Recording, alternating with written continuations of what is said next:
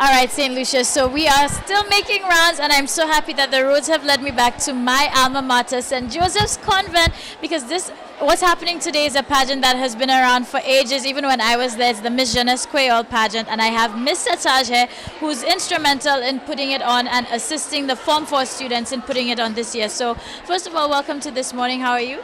Oh, I'm doing great. It's been an exhausting week actually, as we've been putting together the show, and quite a tiring day today. But I feel good as it's about to culminate. We're at the point of getting our contestants in their dress, their Creole dress segment. So that is what we are about to do right now, as you've come on board to speak to us. Great. Now, for anybody, of course, who may not be a convent student, but in the spirit of loving our culture, if you can tell them quickly what the pageant is about. Well, it's an annual pageant. I'm not quite sure. I can't tell you definitely how many years it has been going on, but it has been going on for a while. It's organized by the Form 4 group. So we allow them to organize the show from the conception of it in terms of the program, the performances, the sponsors, because we do need prizes for the girls, the decoration. So there are many elements. The normal elements that go into pageantry, into putting on a show, are actually handled by the Form 4 body. We feel that it's important to allow them to explore their talents. Some of them are very creative, and they are able to engage in event planning, marketing, as well as decorative. All their creative skills are on display, and we bring it out. So it allows them to actually be leaders. We encourage them to be leaders because, we have our rank prefect system. But this is another avenue where they can show their leadership and actually display their talent. So it's organized by them in all these areas. Of course, there's oversight by the teachers, as always. So we do review and give them guidance, but it's largely organized by them. And so far, they've been doing a great job. All right, fantastic. Well, guess what, St. Lucia? I was able to find the reigning queen, so we're going to get the inside scoop of what's happening for this year. All right, St. Lucia, so here she is. So I am here with Darlene, and she looks so lovely in her wabdiat. How are you, hon? I'm fine, thanks. How are you doing? I'm very good. I'm honored to be in the presence of royalty. She's the reigning queen. We're still going to be waiting to find out who's going to be the new queen. But first of all, how, for you, being the reigning queen, how is it? It feels wonderful. I felt ecstatic when they said I was the queen. I felt joy. I felt like I did not let my parents down. That's all they invested into this pageant actually gave off. I was so happy. I was thankful to everyone who supported me. People like Maya George, she also plays table tennis. Kiba Crafton, Faith Edward, my cousin. These people really helped me along. Kaylee, I'd like to give thanks to all of these people. My mother, my father, my grandmother, and my chaperone. All right, fantastic. Now give us the inside scoop for this year. I know there's the theme this year, so break it down for St. Lucia. Well, there are 5 different people that the contestants have to play. There's the storyteller, the herbalist, the farmer, the doctor, and the châtelier.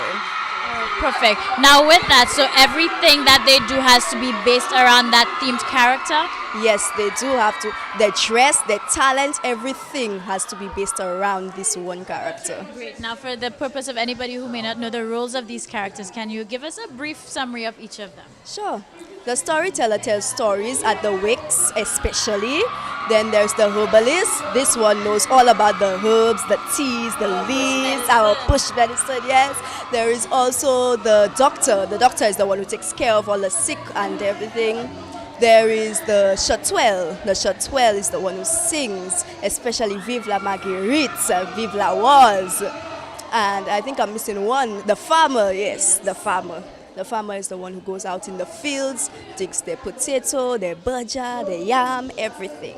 Great. So St. Lucia, what I'm loving is, of course, elements of our culture is fused to that. So it's very interesting to see how the ladies really interpret these characters and bring it to life. Now, for you being part of it, and again, the reigning queen, how important do you see it is to have these activities that really just help keep our culture going? I find it's very important to have these activities going on because a lot of the times nowadays, our young people don't know our language and the different people who contributed to our culture. And I find that very bad. Sometimes I would ask them and they would tell me that their parents keep it away from them. Their parents don't want them to learn the language. They want them to speak standard English. I grew up in that language and I still can't speak standard English, so it is possible to have your language, your native language, and speak standard English.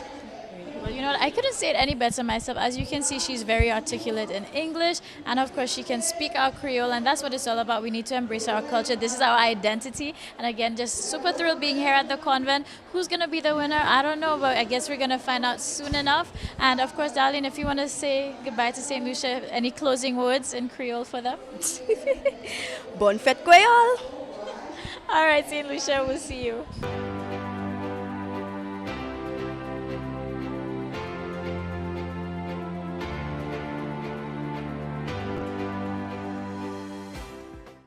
Welcome back, St. Lucia. Thank you very much for joining us again. And of course, if you just tuned in to DBS, thank you very much for getting it locked on. And of course, being part of this morning. So we're going to keep on with our show. And I'm so excited. Everybody, you know, St. Lucia, hats off to all of us. You know, because we were really into our Jeune Creole, embracing what's ours, from schools to the grown-ups to how we dressed and pushing our food and our music. I really saw a difference this year and, you know, more effort across the board. And so far, I've not heard any complaints. So I think in general, everybody was very much happy with that. But guess what? One of the host communities, which is definitely family to us as well, that is Babonneau. Good morning to you guys. They had a lot of action going down here. So if you missed out on that, you weren't able to reach everywhere, let's check in the highlights from Jeune Creole at Babonneau. Papa mwen te ka fè siyod, I se dan siyod yo, evek rodi a mwen manche, because se de travay li men, because I malade, tradisyon an desen mor, me se gwa moun nan ka fè an chay bagay an di dan siye a. Me right now la, se moun nan gen pou moute yo an chay di yo a mor. Papa mwen stil ka viv kon liton, se te an siyod yo, an Babonneau, te ka siye, se sa y fè kay pou me nou, evek mwen ka dou il lè pou sa vie ankor, pou sa fè siye boa. Se jeunesse la pa ka prendre pour faire un bagay, après ça c'est chain so, power so, ex-sia ka fait un bon travail. Because papa moi fait Kaili Adam pour mettre nous en dedans, Kaila te ka en adje en Babonneau.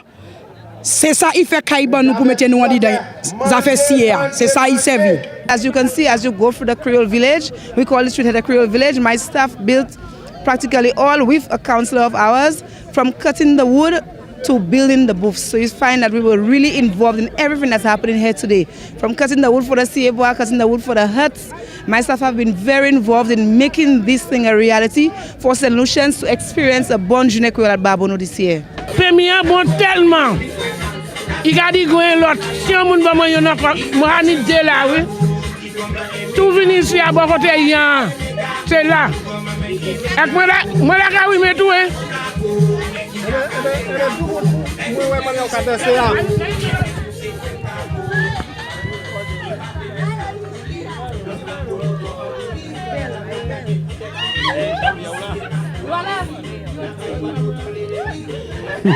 I love this country.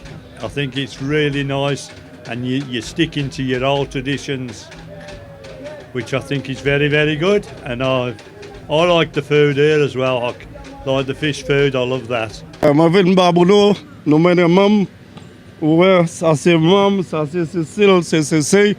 Nous menons pour amuser quoi, pour garder qui m'a la journée qui voilà qu'a passé. Ok, dis-moi pour ça on à présent. Comment y a ouais qu'a garder? Moi qu'a ouais en l'eau, parce que moi qu'a marché. Ouais. So qui ça ou qu'a garder pour qu'a espérer pour ouais hodia ba? Ouais, c'est son quoi là moi voulais ton. Moi voulais ton tabou, moi voulais ton bail qui show, musique qui show pour faire nos danser.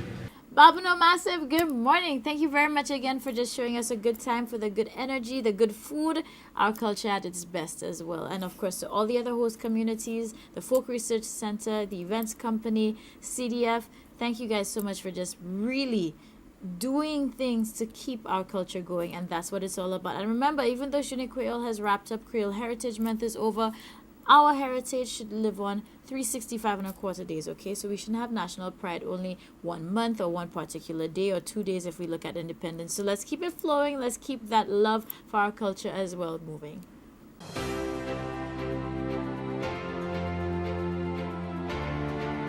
Wake up, St. Lucia. Good morning. Bonjour tout le monde. Saka fête. I hope everybody's feeling good. Of course, we've been very excited about our Creole Heritage Month and Journée Creole. So, so quickly it has come and it's ended. But I know there's so much to catch up with. So we had to make sure we caught up with Mr. Hilary LaForce from the Folk Research Center because they are very instrumental with our Creole Heritage Month. So how are you? How was your Journée Creole weekend? Oh, very good indeed. A bit tiring, but I really enjoyed it, particularly when I see our people embracing it in a big way.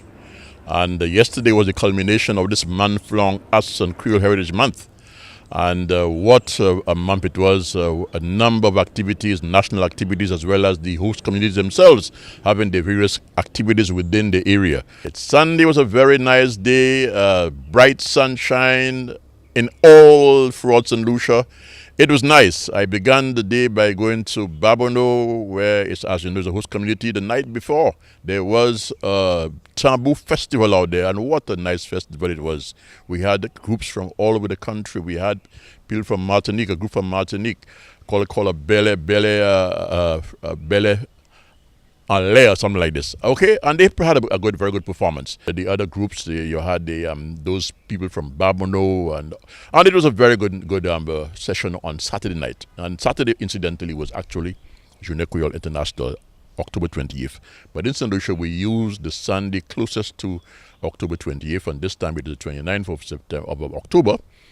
And leaving Babono, went down to Marigot. There was also well organized. However, I missed the touch of our Creole technologies down there. Okay. But then I left and I went down to La Ressource Dennery, and I was very much impressed with La Ressource Dennery. The whole area, the village as they call it, it was really, really well done. All the booths had a Creole touch about them. They decorated them with local material. They built a thatch house, what we call the Kai Paisad and Kai Pai. That's what our people, our ancestors lived in many years ago. Right. And that was there on display, and that was nice. They also had the wood soaring, which is part of our Creole technology. I know they had bamboo bursting too. Bamboo bursting, right? All of that was there. And I also liked the way that they were able to control the traffic. They had shuttle buses going in there. And if you didn't have a pass, you couldn't have gone right in. And that was well done, very well done. Well, by the time I left there, the place was already filled with people. Then I went down to VA4. Well, when I got to VA4, there was a deluge of human beings down in that place down there. Heads and feet covered the entire area. Of course, it was a bit warm on Sunday. Let me tell you, Sundays...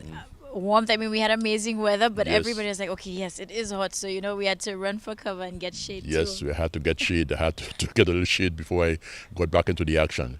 But a very, the biggest activity, the biggest crowd, let's put it this way, was down in VA4. And they had lots of vending. My only I regret though is to see some persons using the opportunity to sell things that are not Creole. They sell balloons, they sell toys, they sell pizza.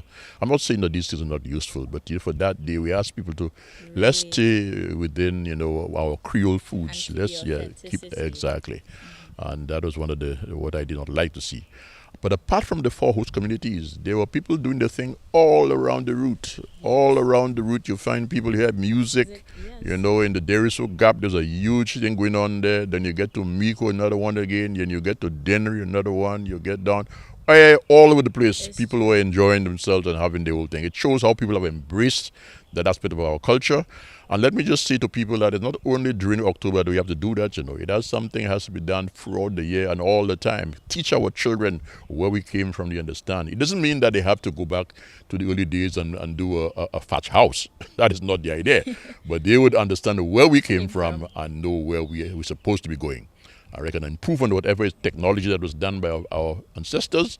And so we move on as going forward. We do things to be more affordable and more efficient. Great. Now, I'm so happy that you said that. I think that's a perfect way to close off because, again, everybody enjoyed the festivities, the build up to it. And, generally, I've not heard anybody complain, which says a lot. And again, you were seeing persons making a huge fuss.